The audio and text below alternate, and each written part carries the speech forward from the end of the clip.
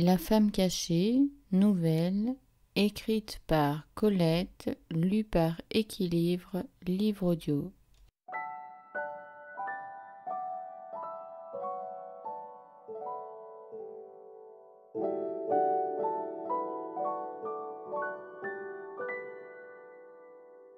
L'habitude. Elles se brouillèrent comme elles s'étaient liées, sans savoir pourquoi. On peut cependant tenir pour certain que Jeannine révéla à des tiers, avec de trop grands éclats de gaieté, le véritable prénom d'André, qu'une grand-mère avait sous le baptême nommé Symphorienne. Une autre version affirma qu'André, exagérant maladroitement son autorité d'aîné et de brune à belle carrure, donna à Jeannine le signal du départ, un après-midi, devant 20 tasses de thé et autant de verres de Porto, en la sifflant comme elle sifflait ses chiens au bois. Équitables pour une fois, les amis incertains blâmèrent ensemble Jeannine et André. On n'est pas sûr qu'André ait sifflé Jeannine, mais ses façons de charretier lui ressemblent fort. Cette sotte de Jeannine excelle à organiser elle-même son esclavage pour le sadique plaisir de pleurnicher d'humiliation après. Brouillées, elles portèrent dignement et discrètement le deuil de leur grande amitié, qui durait depuis 2 Deauville, 2 Chamonix et 3 Riviera. La plus faible, la plus impertinente et la plus légère, Jeannine, changea de dancing, inventa à Belleville un nouveau petit thé-bistrot, où elle emmenait ses amis à 3 heures de l'après-midi, puis à 1 heure de l'après-minuit, manger de la salade de pommes de terre et cet étrange poisson, l'orphie, coté sur le marché aux puces, décrié dans les poissonneries aristocratiques parce qu'il a l'arête vert de jade. André, sans Jeannine, retourna à ses goûts agrestes, avança d'1 heure sa promenade au bois et son canotage sur le lac. Jeannine pensait « J'étourdis mon chagrin ». Et André, sur ses talons plats, le passe-montagne au cou et les mains dans les poches, répétait « Qu'on ne me parle plus d'amis intimes, homme ou femme. Je redeviens la nymphe farouche des futaies inexplorées. » Au fond d'elles-mêmes, elles acceptaient avec un étonnement naïf leur indifférence pareille et la facilité, la bénignité prodigieuse de leur rupture. Le printemps ramena Jeannine vers les restaurants du bois, mais la vie grelottante en cape de crêpe blanc, dansant pour se réchauffer à 11 heures du soir sur un parquet blanchi de lune électrique, entre les tables et les arbres neufs, clapotant au vent glacial. Elle traversa le bois chaque fois qu'une journée de course l'autorisa à parader sous un petit soleil menteur, vêtu de gaze d'hiver puis de fourrure d'été. Mais ni de nuit ni de jour ce bois ne lui rappelait la nymphe son amie, car le bois du matin et des piétons ne ressemble pas au bois des autos et du soir.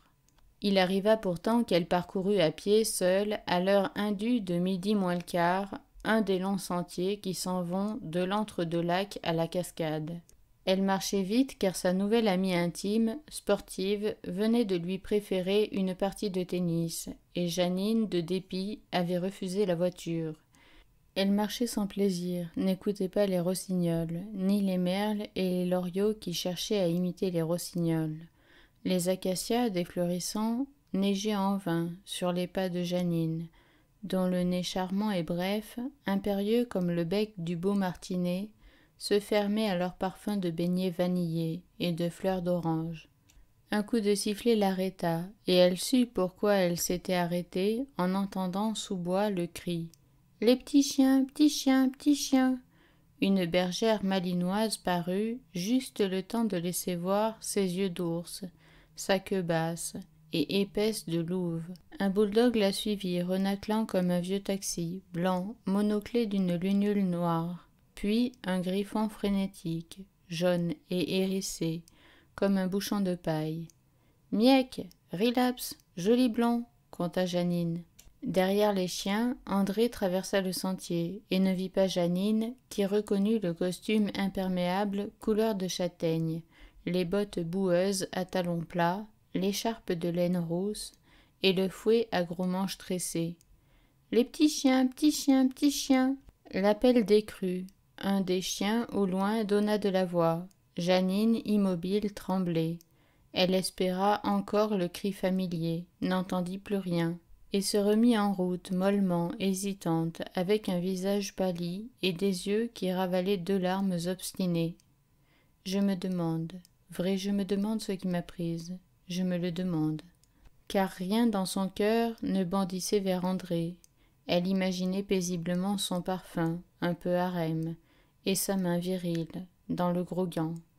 Mais au fond d'elle-même, une jalouse tendresse, un regret, cuisant comme une peine d'enfant, exigeait les 3 chiens ardents à la promenade, le plaisir de les nommer par leur nom, le droit de marquer sur l'allée humide 2 talons pointus, près de 2 talons bas, caoutchoutés, le privilège de jeter à la brume du lac, à l'ombrelle épanouie des sureaux, à la branche chargée de mésanges, des phrases insignifiantes qui ne valaient que par l'heure, la tradition niaise et douce, la sécurité de les redire le lendemain.